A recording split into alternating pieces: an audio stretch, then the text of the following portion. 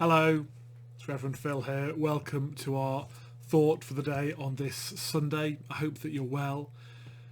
Whatever your week has been like, whether it's been a good week, a difficult week, I pray that you know that God is with you. I pray that you might know God's faithfulness, God's presence with you, whatever it is that you're going through at this time. In church over these weeks of the summer, we are looking at God's faithfulness. Last week at church, Reverend Becky, who was it was her final service with us, and she spoke to us about the story of Noah and the rainbow, a sign of God's promise to us, God's promises to humanity. And this week we're looking at the story of Moses when he was a baby. Moses would go on to be this great leader of God's people, the people of Israel. It was Moses who received the Ten Commandments, Moses who led God's people out of slavery to the border of the Promised Land.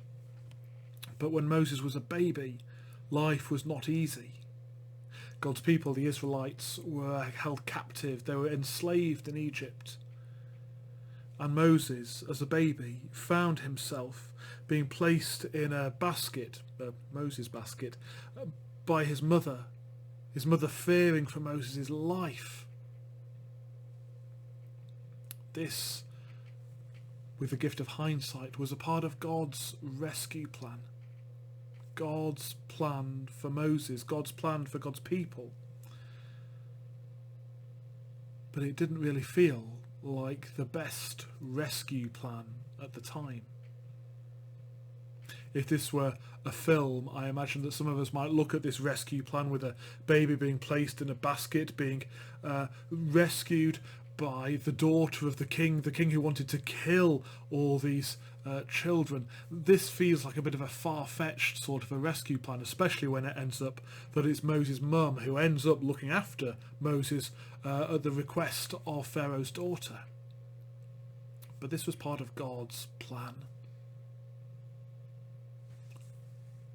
It was Woody Allen who said, if you want to make God laugh, tell him what you're planning.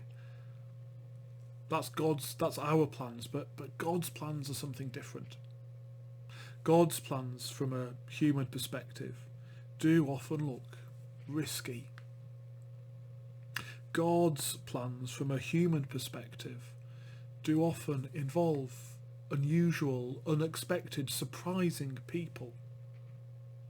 In the story of Moses, it's people from a position of powerlessness, women in this instance, who put a lid on the violence wanting to be enacted out by Pharaoh, the king.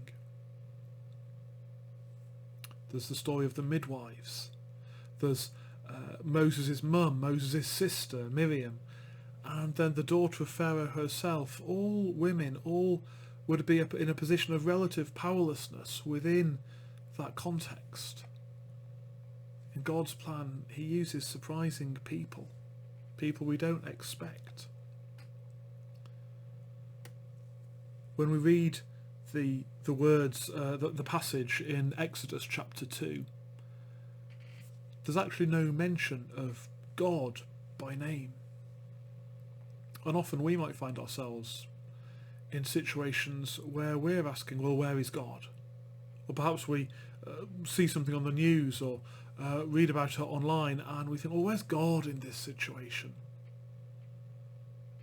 In this story of Moses as a baby, God is not mentioned, but God is present. God is present and God is at work. God is at work through people, through unexpected people, through apparently powerless people. So-called powerless people working for peace. So what's the good news in this story for us? How does this story of Moses as a baby in a basket in the bulrushes, how does this bring good news to our lives?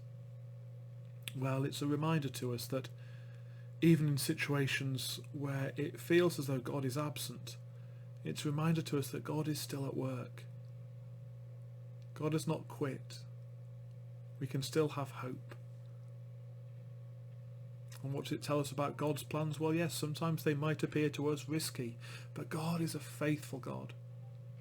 And God is asking us to put our trust in him.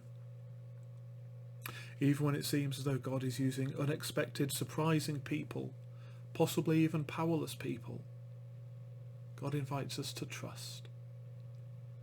Our faithful God invites us to put our faith in him. I pray that you might know God's gift of faith. God's gift is of faith. It is a gift. It is something which God gives to us. So I pray that you might know faith, and that your faith, however small it might feel, however weak or vulnerable it might feel, I pray that you might know God's hands holding you, strengthening you in your faith this day and every day. Amen. May God bless you. May God keep you safe. And may God help you to grow in your faith. God bless. Take care. See you soon.